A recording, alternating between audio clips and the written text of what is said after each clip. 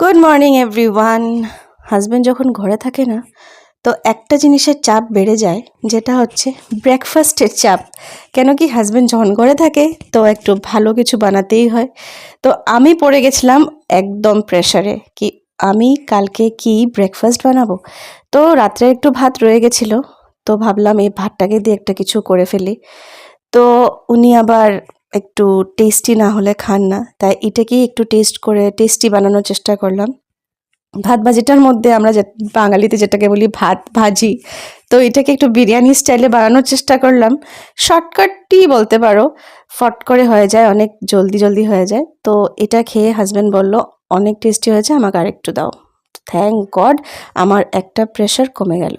তো ছোট একটা ভিডিও শেয়ার করলাম, ভালো লেগে থাকলে লাইক করবেন, আর আমার চ্যানেলটাকে কিন্তু সাবস্ক্রাইব করতে ভুলবেন না। আরেকটা কিন্তু যেতে যেতে কমেন্ট করে যাবেন।